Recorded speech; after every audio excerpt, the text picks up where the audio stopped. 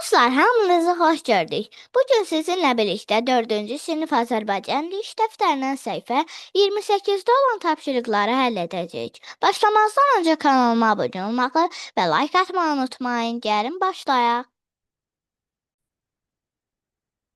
4A tapşırığında deyir ki, nöqtələrin yerinə uyğun mürəkkəb feilləri yazmaqla cümlələr tamamla. İstifadə üçün sözlər: xarab olmaq, təkrar etmək, məşğul olmaq, qadağan etmək. Bunların ikinci tərəfi həmişə nədir? Köməkçi feildir.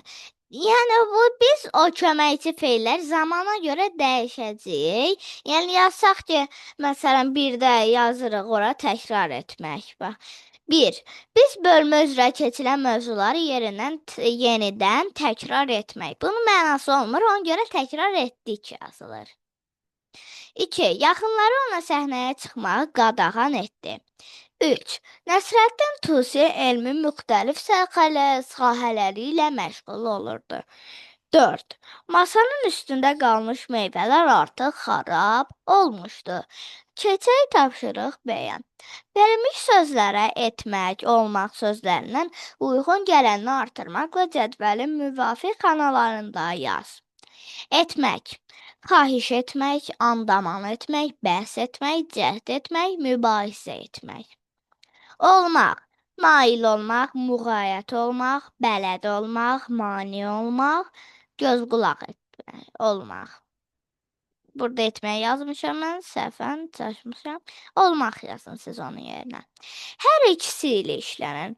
Arxain etmək, arxain olmaq, daxil etmək, daxil olmaq, əmin etmək, əmin olmaq, xilas etmək, xilas olmaq, peşman etmək, peşman olmaq. C. Uyğunluğu müəyyən edərək mürəkkəb feillər yarat. Hoppanıb düşmək, dəyib dolaşmaq, keçib getmək, xilas etmək, əngəl olmaq, ölçüb bitmək. Və bu C tapşırığında məsələn hoppanıb düşmək yazıb. Siz də bununla birləşdiyiniz hamısını buralara, bu xətt-sətirlərə yazırsınız. Feillərin quruluşca növünə görə dördündən biri fərqlidir.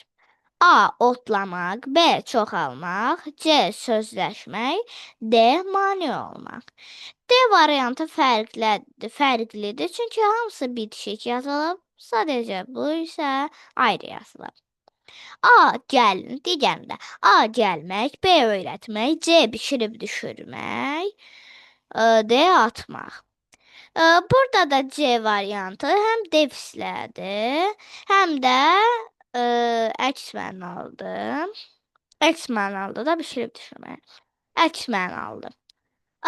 Üçüncüdə A. Çapıb talamaq, B. Bais olmaq, C. Danışmaq, D. Yazıb pozmaq. Bunların hamısı ayrı və ya defislə yazılıb. Danışmaq isə bitişik yazılır. Bu danışmaq əslində adi feil, sadə feildir. Digərləri isə mürəkkəb feildir. Və bu birincidə də A, B, C mürəkkəb idi. Yox, A, B, C sadə idi, D mürəkkəb idi. Belə dostlar, bugün də sizə ev tapşırıqlarını yerinə yetirməkdə kömək etməyə çalışdım. Ümid edirəm ki, video ürəyinizcə oldu.